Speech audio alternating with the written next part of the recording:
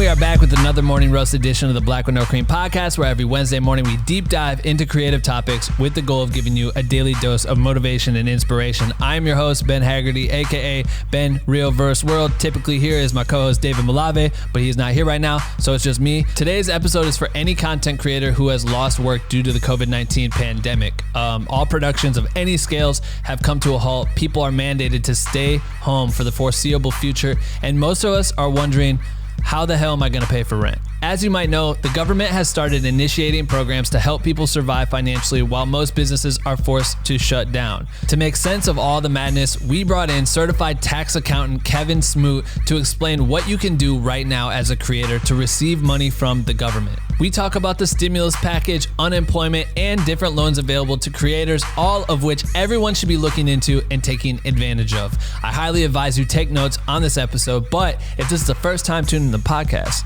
you're probably wondering, what the fuck is Black with No Cream? Great question. Black with No Cream is the illest educational resource for content creators fueled by caffeine. Or at least I take my coffee black with no cream, but you can drink or not drink whatever caffeine you fuck with and still be a part of our community. We have thousands of members from all around the world working together by sharing content, asking for feedback, passing tips and tricks along to one another with the goal of pushing each other to become the best motherfucking content creators on earth. And you can join our private group if you want to by going to bwnc.com/join. We would love to fucking have you. Please join. And without further ado, I bring to you this morning roast episode and the second most epic podcast intro ever created right motherfucking now.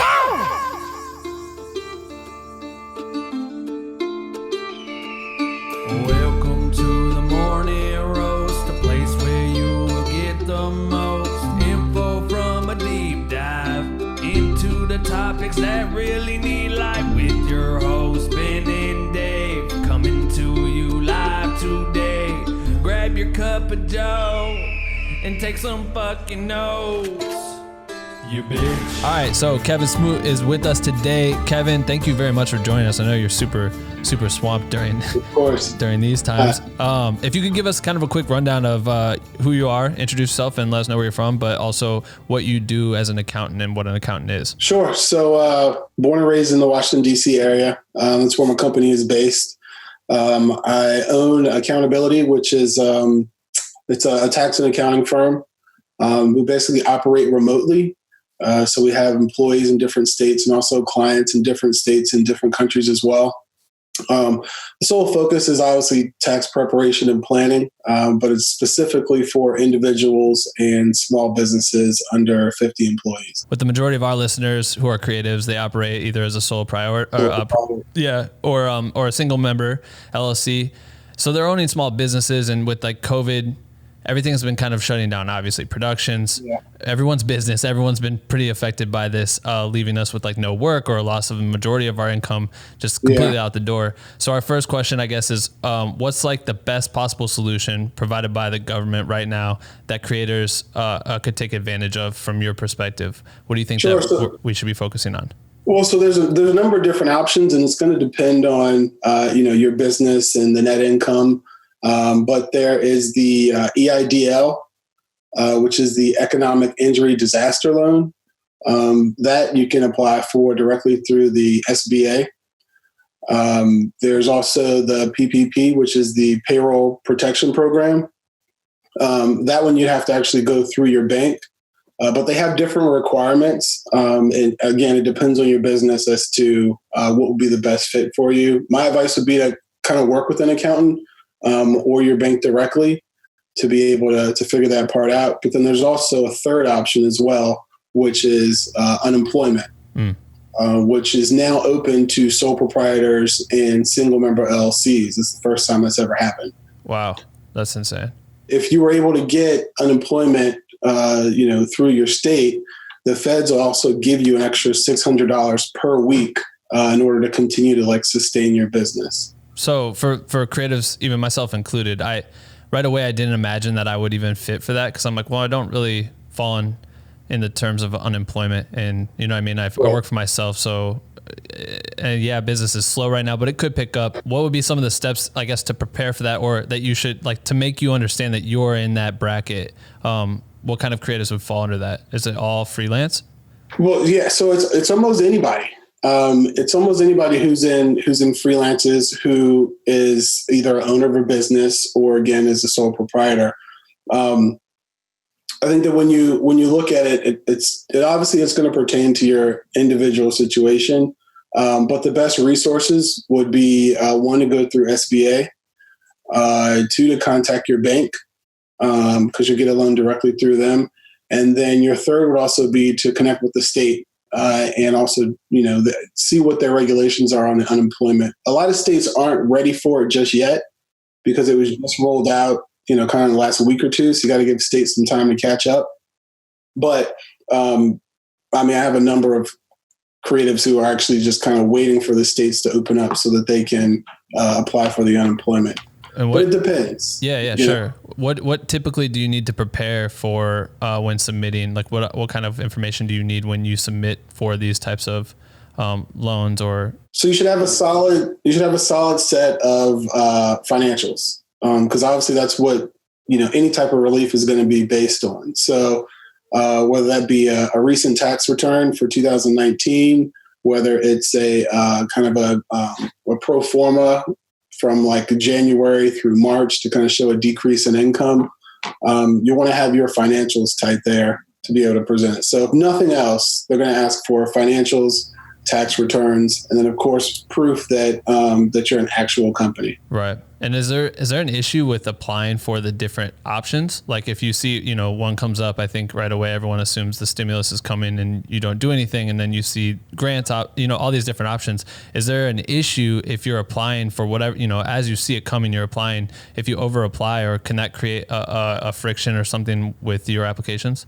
Yeah, it can. So there was a lot of rumors that you get like, what first came out as an EIDL, and they were like, first million to apply gets $10,000, and they didn't really give too much of a stipulation as to who gets it, how it's distributed.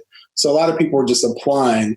And turns out you have to actually have employees in order to get that $10,000, and it's only $1,000 per employee.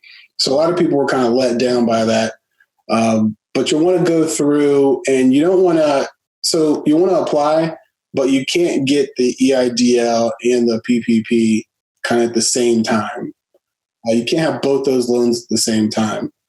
The EIDL for the emergency purposes, that first $10,000 can reduce the PPP, but you can't actually combine those loans together to get like some huge loan. Right. Okay. And then can we dive a little deeper into the stimulus package, kind of like what it entails? But, you're saying you could potentially get $600 from this and this and this. Sure. So I don't want to get too technical, but I'll take it there, and you just let me know like if it be too much. But basically what it is, and this is almost, we have to also factor in the stimulus checks that are going out too, the $1,200, which I guess I'll briefly go over that. So there's the stimulus packages for individuals and for businesses. Sole proprietors can get a mix of both because they are individuals and they're businesses at the same time. So on an individual level, there's the $1,200 check that you would get, or direct deposit that you would get if you're single, $2,400 if you're married. But that phases out once you get over $75,000 in income, like net income, as an individual, and then $150 as a married couple. So most of the time people don't understand the difference between gross and net income, but net income is going to be after all of your expenses. What are you left with? And then that's going to determine just how much you're going to get in terms of the stimulus check. There's also the $500 for each dependent under 17 years old that will get factored into that as well. So on an individual level, that's, for some people, it's a good chunk of change. Right, of course. And you're just by meeting those standards, you're guaranteed that whole sum of money, $1,200 for this, $2,400 for this. If you have children or whatever, it's guaranteed that, or is it a portion of that based on the income? So if you're right at the top of the breaking point of your net income, does that change the amount of money you would get? It does, yeah. So let's say for an individual that's making, let's say $100,000. Okay. they're going to be completely phased out, because the phase out, it starts at 75,000 and then it completely phases out at 98,000. So let's say they're at 60,000, then they're going to be entitled to the full $1,200. The stipulation is you have to file either a 2018 or 2019 tax return. That kind of gets you in the system. If you don't, let's say you're behind in taxes. If you don't, and then you spend the year catching up, well, then you'll get it next year, because they'll have on record that you didn't receive the stimulus for this year. Really? So even say this stuff's all done with in the next 3 months or something. I'm just giving an ideal scenario. It's done. You're saying next year you could still get that back paid to you? Correct. Interesting. Yeah. Okay. That's cool. Cause I was wondering if people were late, if there was an opportunity to quickly try to file your taxes now, and then can you benefit from it now? But for sure, that's just guaranteed later down the road. There's no way for them to process it quicker. Yeah. Yeah. And I do have a lot of people that are like, let's just get the returns done now because they need it now. Yeah. But if you fit the description, if you're within the thresholds and you miss the boat this year, you would still get it on your return next year. Right. Okay. So then for how you were saying, you as an independent, but also as a business owner, is there any additional perks that you receive as a business owner being, having a small business? Well, so that would be like the EIDL, the PPP, and then the being, eligible for unemployment, which you normally are. Right. And again, I'll put the links, I'll say it at the beginning, but I'll put the links to a lot of this information in the description, because I know it's a lot to take in. It's a lot. It is for sure. Okay. So could we, I guess, out of the types of loans or options for small businesses, what would you say are the most, the first ones that we should focus on? If we haven't applied for anything, we're just chilling. We haven't, we're just kind of waiting this out and we're comfortable right now. But if you're starting today, what should someone take action on immediately? So if you're comfortable, if your business hasn't taken a hit, I wouldn't apply for anything. Right. Because you kind of want to leave it for people who are actually, going through kind of that rough patch. Sure, for sure. So, if you're comfortable, if business hasn't fluctuated at all, the negative, then, I wouldn't, there's no point in taking out a loan for kind of no reason in a sense anyway. Right.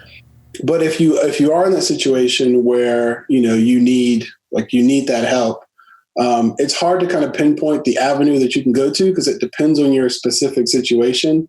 You'd be a better fit for like an EIDL, or if you'd be a better fit for like a payroll protection plan, and then the processes and paperwork behind it. Or if unemployment is just better for you. Like, let's say for wedding photographer, they're not going to have any expenses coming up because there's no wedding. They don't need to rent equipment, things like that. Recommendation would be to go for unemployment, because you're out of income. But if you're seeing like a decrease, then, the PPP may be better for you, where you can get that loan forgiven, or the EIDL. It really depends on, the person's individual. So say you're a wedding photographer, videographer, whatever, and you have an office space where that's where you're working out of, and you're putting money into that every month. And maybe you have an employee or two. At that point, you're trying to decide the value and what, if no one can work, you're paying a lot of money for these things that don't make you money anymore. And that's where you kind of start going in the hole, and it becomes a crisis point. Yeah. Yeah.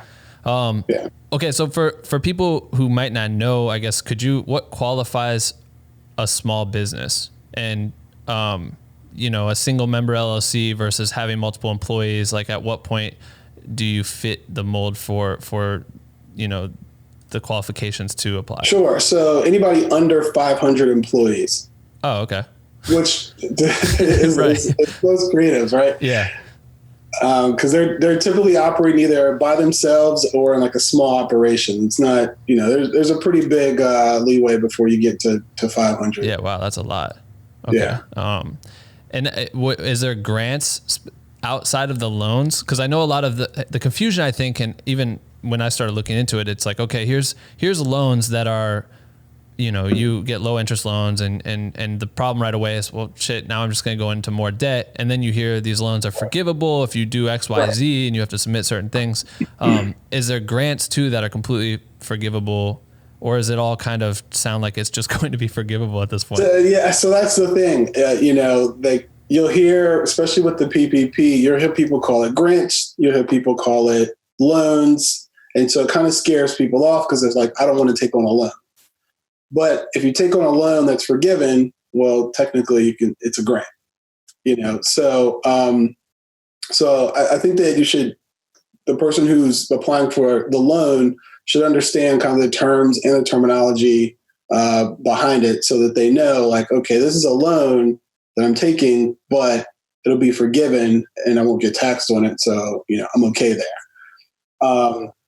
I think and you have to check the details of the loans too, because let's say, for example, the PPP, it's a loan, but any part that's not forgiven is converted into like an actual 2-year loan at like 1%. So you're paying, close to nothing for the money to be able to use it, and you still have a period to pay it off. Which I'd imagine for most people, their loan's not going to be a huge amount of money that would put them in a situation where they can't really, pay it back. Right. Yeah, it seems to be a fear that most people aren't applying because of that. But I think hopefully this kind of opens it up to understand a little bit better. I guess for the challenge here is, how do people find out when to expect the payment? Like they fill out anything and then they we're kind of just in the sea where we wait and we have no idea how we're supposed to find out. Is it an email? You know what I mean? Does it just show up? It literally just shows up. Like, I've gotten emails from clients today where they're like, hey, I got my stimulus check on Friday and it just like showed up in my bank account. So it literally just shows up. Obviously if you're going through like the loan process, then they're going to let you know, okay, your loan's been approved and funds will be dispersed in the next, 2 to 10 days. Right. You'll have some type of window. But for the stimulus checks, they've just been showing up in people's accounts. I told you that we have a creative community, and you are also, and they'll know in the beginning, but you were a photographer yourself, so you understand the position we're all in pretty well. So I wanted to open it up and do a Q&A so people could ask you questions too. Just this may not directly reflect the current pandemic and all these issues we're having, but just general questions that I think are pretty cool for them to ask an accountant directly. So anyway, let's get it started. The first question comes from Yazi. Says, can you explain the different types of corporations and how taxes work for them, the SC and the LLC? Could you, and you don't have to spend too much time into all of these, but because I know there's quite a few questions, but so this is this can be a very long-winded question. So I'm going to try and keep it as I'm going to try and break it down as non-technical as I can. But basically, a single member LLC is you. You are the company. There is no legal protection, no limited liability protection. Like it's just you. And you're taxed based on the net income. And you're taxed at 15.3% for self-employment tax, in addition to your normal tax rate. Then we're going to bump up to a single member LLC, which is basically the exact same thing, but you have a limited liability protection, kind of a veil around you. The thing is that most people pierce this veil to the point where they're basically a sole proprietor with all the legal exposure, but with LLC at the end of their name. Then we'll bump it up to an S Corp, which an S Corp it's a federal classification. So you can be a single member LLC and then elect to become an S Corp. An S Corp has tax benefits, but it's also a lot more complicated to actually manage. I don't recommend anybody do like an S Corp by themselves and try and fully manage that, because you have to run payroll. You need to be in compliance with what's called reasonable compensation. And you also need to know what you're doing in order to maximize the actual benefit of the reasonable compensation versus what flows through as just regular ordinary income. C Corp is like you're completely separate from the company. where literally the company is its own entity, and then you're just an employee of the company, and whatever you get paid out has to be done either through dividends or through payroll. And then that entity, the C Corp, is taxed by itself. I wouldn't recommend this for creatives at all because it's just not advantageous, because you earn the money, you want to be able to pull it out. So I wouldn't recommend a C Corp, but that's the gist of it without kind of... Hey, that was a good breakdown. Without putting you to sleep. That's the... And it's good to hear it from someone that knows what they're talking about, because we all hit Google and just get exhausted by LegalZoom or something. Lose your like, minds, what the yeah. hell? All right. Chris Magna, he says, I have an LLC. Is it better to get paid via independent contractor or to get paid through an LLC? So like I was explaining earlier, so, your independent contractor, which is basically like a sole proprietor, or an LLC, tax implications are basically the same. So it's not going to matter, whether you get paid as an individual or as you get paid as an LLC. But my recommendation would be to get paid as an LLC. Felicia Fullwood says, should we be filing for unemployment if we didn't lose all of our work, but most of our work? So that's going to be a very specific question. And that's going to depend on like what your actual net income is, if you'd even qualify for unemployment, and just how much work, was actually lost. So that would be, it's tough, because it depends on your individual situation. Yeah. I had a friend whose full-time job still has it, but the part-time job that would bring in an extra couple $100 a week got nixed, right, which hurts them because they banked on those extra $100 every month or every week. But then they're in this tough predicament of like, when is it okay to be, feel like I need to have financial help just for that, even though their full-time job is still intact. Right. Which the chances are they're not going to get unemployment. Right. Okay. Because, the first question is, have you worked? And it's going to be like, well, yeah, I got a full-time job. Well, yeah. Okay. That makes sense. All right, let's see. Julian Smith. Oh, this is my old roommate. He said, what are honest, reliable resources to check on my own and keep up with as far as tax benefits? Anything that you could recommend that people be studying to kind of a trusted source that they could pay attention to? I don't know, man. I thought I was the only photographer who would ever want to be an accountant. Yeah. But it sounds like he does too. I would honestly, recommend, so for me, I put out a newsletter every week. Okay. Just kind of different tips. I do 2 a week. One is for individuals, one is for business owners. And so I would recommend kind of latching on to somebody who is putting content out that actually you're able to relate to. Right. A general answer would be irs.gov, but your brain is going to explode by the time you open up a publication there. So I would get on. If I were him, I would obviously sign up to my newsletter. Yeah. How do we do that? Do a plug. Do the plug. You can go to my website, www.accountability-inc.com. Cool. You can sign up to the newsletter there. Content's always up to date. In times like now where things are getting crazy and changing all the time, I'll do more than one a week just to make sure that you're up to date. And I answer questions from people who aren't clients all the time, just to, be a resource. But outside of hopping on like an NBC or, Google, I would say to actually get on to somebody who's putting out content that is relevant to your situation. Yeah, trustworthy source. I agree. We'll put a link in the description, obviously. Keely Creative says, when should I file my taxes, now or later? I know, obviously, everything got pushed till July at this point. What do you suggest? Well, it depends. So, if she hasn't filed for 2018 and wants to get on the stimulus package, then, clearly the sooner the better. Right. If she owes and knows that she owes, it really wouldn't make a difference whether she filed now or filed later because the balance isn't due until July 15th. Right. So I say personal preference. Personally, as an accountant, I would say do it now because the last thing I want to do in July is taxes. But yeah.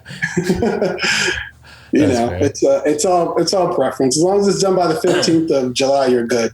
Right. Okay, cool. couple questions left. Neville Wraith. I don't know how to say your last name. Sorry. Yeah, there it is. Now that most of us are forced to work from home, how does this factor into taxes as a deductible expense? Can we deduct how much? Yeah, so you can deduct. It's called the home office expense, where it's a calculation of, how much you've used your house for, utilities, rent, mortgage, all that, to figure out what your deduction should be. There's no limit on it, but obviously nobody's using 100% of their house to live and work. So, I would use your best judgment there. Right. Mike Carson, shout out to Mike Carson, and Shot by Bach says, how do I find a good accountant? What's the typical price range for accountants? I'm afraid to get overcharged. It's a great question. Yeah, no, it is. So I'll do the last question first about getting overcharged. Shop around. You want to shop around, and find something that's comfortable with you and comfortable with your budget. I will say that out here, you kind of get what you pay for the most part. Typical price range all depends. I mean, obviously, a photographer in Alabama versus a photographer in Manhattan are going to pay two different rates. So that's why I say to definitely shop around. How do you find a good one? There's a couple different resources out there. I know there's like a Thumbtack or a Google or a Yelp search. I would say there are creative accountants out there. Creative, not in the sense that they push the envelope, but creative in the sense that they actually can relate to you as as an artist, and they understand your industry, which I think is very key. A lot of accountants will just go with whoever comes in the door, not really understanding their business. Good accountants, ask them what do you specialize in? What do you know about my industry? How many clients do you have that are in my industry? How long have you been in business? What's your experience? What are your credentials? You kind of want to interview them because this is going to be the person who has the potential to save you thousands of dollars or to have you lose thousands of dollars. So be thorough, be patient, but definitely go with somebody who you can vibe with, because you don't want to have a conversation specifically about your financials with somebody who, either you don't like or they blow you off, or, they're just kind of looking at you as the photographer guy. So all those things definitely take into consideration, but take your time, and referrals are obviously a good source as well. Okay, last question comes from Yazi again. Sorry, Yazi again. Any tips to maximize refunds? Yeah, there's no one size fits all here. Specifically with people who are self-employed, you're not really looking for a refund. You're just looking to pay the least amount of taxes possible. So that's going to tie in with the previous question about finding a good accountant who understands your industry, because they're going to know, I have a lot of clients, videographers and photographers, where I have to come back and ask them, hey, where's your mileage? Because I know you traveled. Where's your cell phone bill? Because you definitely use your cell phone. So you want somebody who understands your industry and, can be able to comb through when you're not necessarily thorough with your expenses to make sure that you're getting every deduction possible. Sure. No, that's awesome. Do you feel like we left anything out? I feel like this was solid. This is a solid 30 minutes. It's incredibly helpful, man. I mean, obviously we left a bunch of stuff out, but it's for what we can fit and into the time, I think that we got a pretty good hold on things. Yeah, no, we appreciate you coming and doing this. Shout out to Chris too for setting this up. Special thanks to Chris. I'll link to everything in the description. And is there anything else we should leave them with? Any tips or anything? I know that in the industry you buy a lot of equipment. I will say that there's a lot of different ways to treat and expense equipment that can maximize your return or at least lower your tax liability. I'd say that's a little bit of a nugget, because you can either take it in full or you can spread it out. It all depends on how your tax plan is going.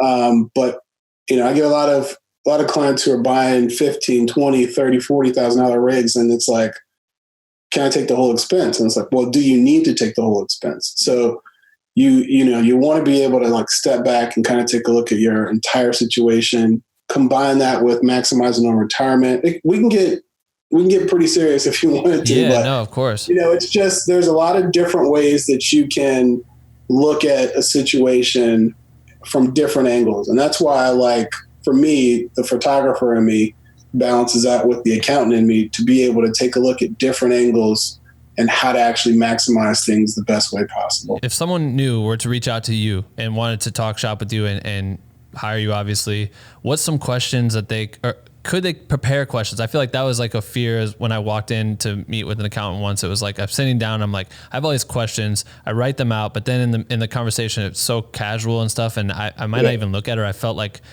I don't know, like a nerd or something for like, can I read these questions to you? I just need to know the answers. What's the best way to prepare if you're a first time person working with an accountant? No question's a dumb question.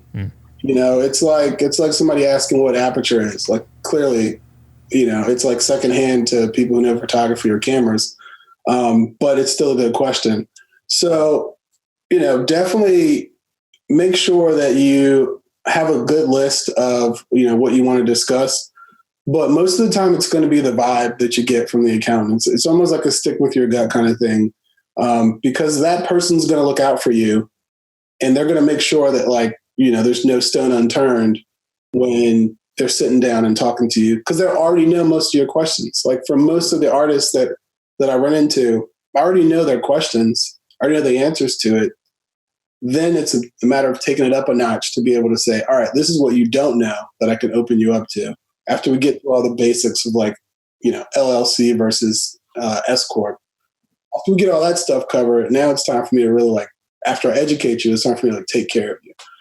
So when you're talking to somebody, the vibe is going to be more important than, if you've checked off every box of questions that you had. Perfect, man. All right. I appreciate you, man. This was awesome. I hope everyone enjoyed it. Yeah, no, thanks, man. Yeah. If you guys have more questions, drop them in the comments, maybe shoot him an email or find his website so you can use it as a bank, because I'm sure now it sounds like you got an incredible website with some great assets. I'm going to subscribe to the newsletter, dude.